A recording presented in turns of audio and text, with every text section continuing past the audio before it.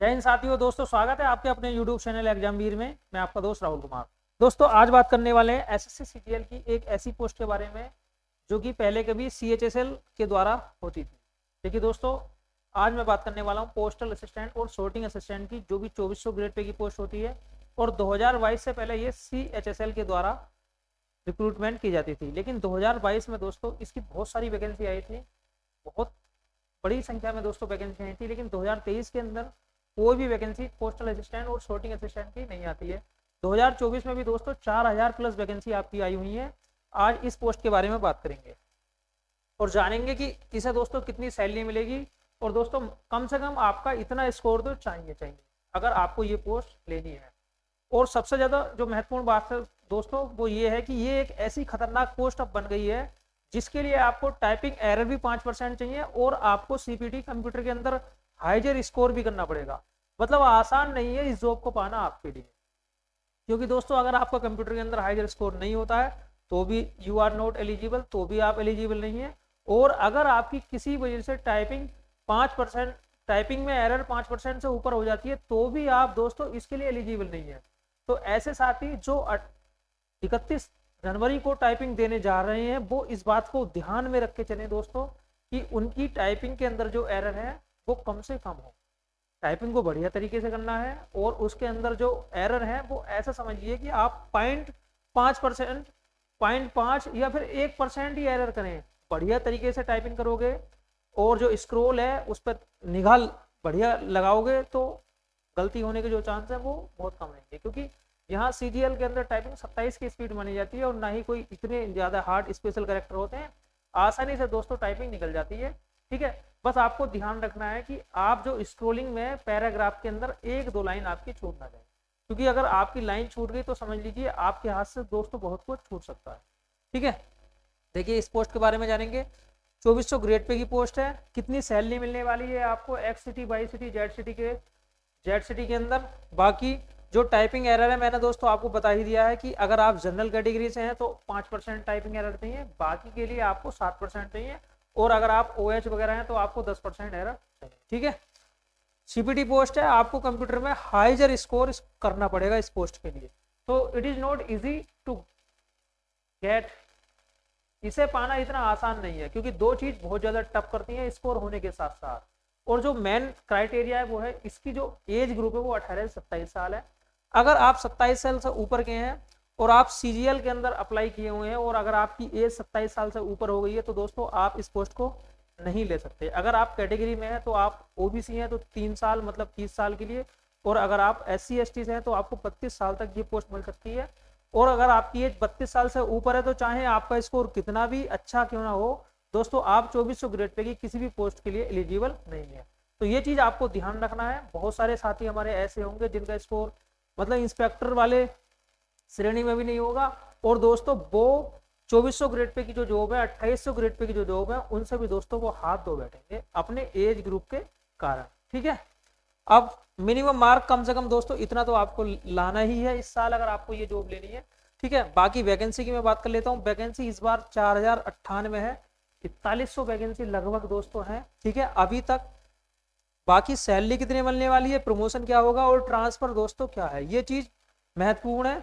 2400 grade pay जब SSC CGL के अंदर कोई भी पोस्ट नहीं मिलती है तो बंदा ये सोचता है कि हमें 2400 ग्रेड पे तो मिल ही जाए, हम नेक्स्ट ईयर में रिपीटर्स के रूप में आएंगे और बढ़िया तरीके से इंस्पेक्टर की पोस्ट लेके चले जाएंगे। ASO MEA जो भी हमारा ड्रीम है दोस्तों। अगर मैं यहाँ जॉब प्रोफाइल की बात करूँ तो जॉब प्रोफाइल जो है इतनी बढ़िया होती नहीं है, वर्कलोड भी ठीक ठाक होता है। तो एसएससी के अंदर जो रिपीटर्स की संख्या है वो जब इंसान जॉब ले लेता है तब उसे अपने काम के बारे में पता लगता है, उसके अंदर आने वाली परेशानियों के बारे में पता लगता है। इसलिए दोस्तों हमेशा एसएससी के अंदर रिपीटर्स की जो संख्या है वो एसएससी के द्वारा एसएससी की जॉब में जो पॉलिसी है उनके कारण भी दोस्तों होती रहती है। जैसे आप जानते हैं अगर इंस्पेक्टर के अंदर सिलेक्शन हो जाता है और रीजन अगर हमारा रॉन्ग मिल जाता है, जब तक हम ग्रुप ए के अंदर प्रमोट नहीं होते हैं तो हम ट्रांसफर नहीं ले सकते। ग्रुप ए का मतलब कम से कम 15 से 18 साल। ठीक है, तो देखिए बहुत सारे ऐसे बच्चे होते हैं जिन्हें घर से बहुत ज़्यादा लगाव होता है या फिर वो होम सिकनेस वाली कंडीशन में होते हैं, तो वो नेक्स्ट ईयर 2400 ग्रेड पे या 2800 ग्रेड पे अपने होम के पास प्रीफर करते हैं। ठीक है, देखिए सबसे पहले मैं बात कर लेता हूँ एज ग्रुप की। देखिए दोस्तों, एक सजेशन है सभी साथियों से कि अगर दोस्तों आप पहली बार चैनल पर आए हैं और आपने चैनल को सब्सक्राइब नहीं किया है, तो आपको लगता है चैनल को सब्सक्राइब करना चाहिए तो आप कर सकते हैं, और अगर वीडियो अच्छी लगे तो वीडियो को लाइक और शेयर कीजिए। सबसे पहले मैं एज ग्रुप से बात करता हूँ। इसकी जो एज है वो 18 से 27 साल है।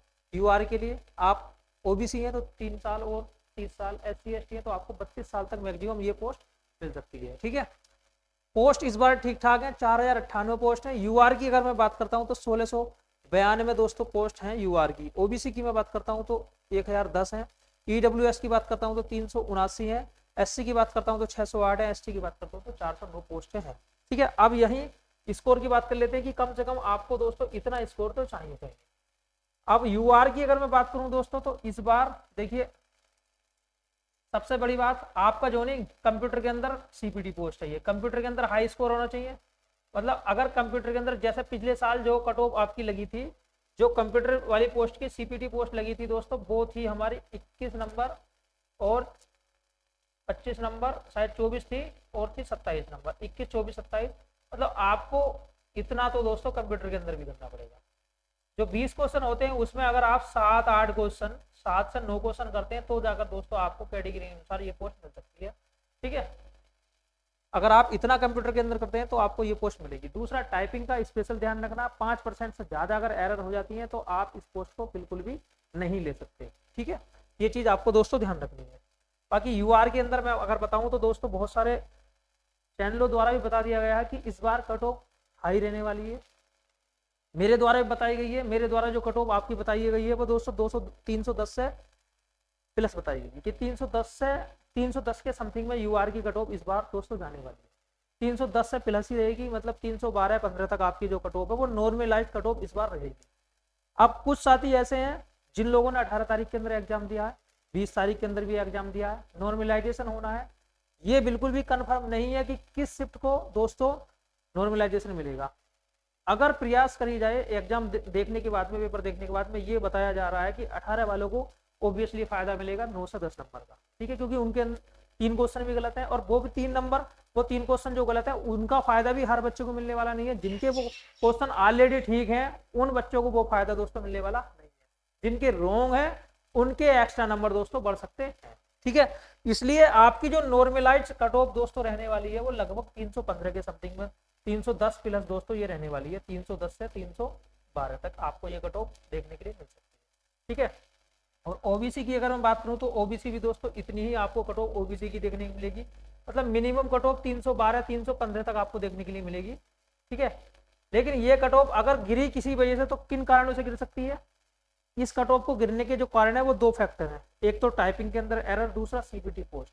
ये 2 चीजें ऐसी हैं जो कि इसकी कट ऑफ को थोड़ा सा रिड्यूस कर सकती हैं। और जो सबसे अहम कारण है वो है इसका एज ग्रुप। जो एज ग्रुप है दोस्तों वो भी कट ऑफ को रिड्यूस करने का काम करेगा। जो एज ग्रुप है दोस्तों वो भी कट ऑफ को रिड्यूस करने का काम करेगा। इसलिए आप एक तरीके से मान सकते हैं कि 310 प्लस माइनस, ठीक है, इतनी इसकी कट ऑफ दोस्तों रह सकती है 310 प्लस।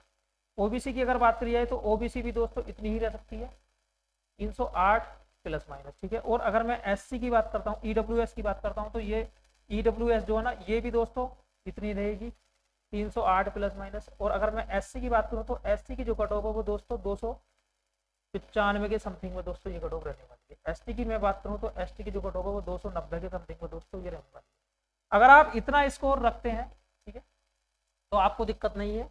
बाकी जो कट ऑफ में थोड़ा बहुत उतार चढ़ाव होगा वो दोस्तों नॉर्मलाइजेशन की वजह से। ठीक है, अभी नॉर्मलाइजेशन की प्रोसेस है, बी पॉजिटिव रहिए, आपको कुछ ना कुछ पोस्ट मिल सकती है अगर आपका इतना बन रहा है तो। अदरवाइज नेक्स्ट ईयर की तैयारी आप करते रहिए। देखिए जिंदगी में 2 चीज होती है, एक फेल और एक पास। अगर आप फेल हो गए हैं तो आप अपने आप को कभी भी स्थिर ना बनाएं, चलते रहें, आपकी जो कोशिशें हैं वो एक दिन कामयाब जरूर होंगी। आगे बात कर लेते हैं। देखिए दोस्तों इसका जो प्रमोशन होगा 2400 ग्रेड पे की पोस्ट है। इसका जो बेसिक पे होता है 25,500 होता है। ठीक है, 25,500 है। अगर मैं डीए की बात करूं तो करंट में 53% दोस्तों डीए है, लगभग इसका आधा, फिर 3% लगाओगे आप 13,000 के समथिंग में दोस्तों आपको 13-14 हजार के समथिंग में डीए भी आपको मिलेगा। ठीक है, फिर आपको एचआरए मिलता है, डिपेंड करता है आपकी सिटी के ऊपर, जो कि 10%। 20% और दोस्तों 30% HRA आपको मिलेगा। मतलब जिस सिटी के अंदर आपकी पोस्टिंग होगी उसी के अनुसार, ऑब्वियसली जो यहाँ पोस्टिंग होती है वो जेड सिटी के अंदर ही होती है, आपको अपनी बेसिक पे का 10% मिलेगा।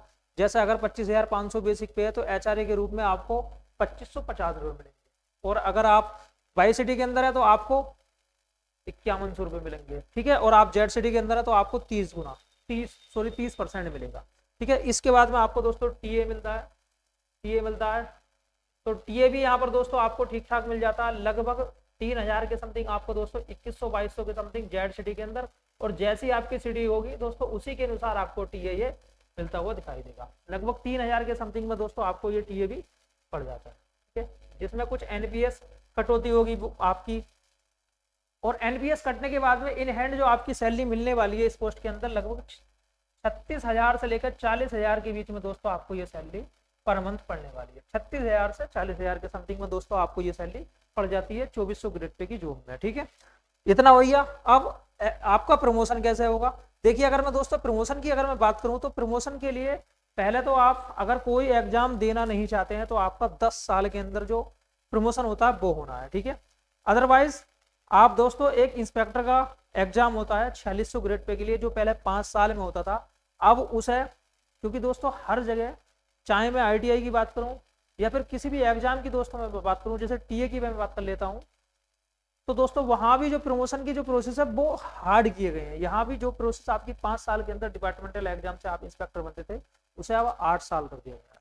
मतलब आप CGL के थ्रू ही पोस्टल इंस्पेक्टर बन सकते हैं अपने नंबरों के आधार पर, ठीक है। और आप अगर स्कोर के अंदर कम रह जाते हैं तो दोस्तों आप अगर किसी वजह से आपका स्कोर कम रह जाता है तो दोस्तों आप उसी डिपार्टमेंट के अंदर पोस्टल असिस्टेंट बनेंगे। मतलब आप समझ सकते हैं कि आपका जो नंबर है वो डायरेक्ट आपको 10 साल की सर्विस के रूप में बढ़ा सकता है, ठीक है। तो इसलिए SSC CGL के अंदर दोस्तों रिपीटर्स की संख्या हमेशा बढ़ती है और बढ़ती ही रहेगी, ठीक है।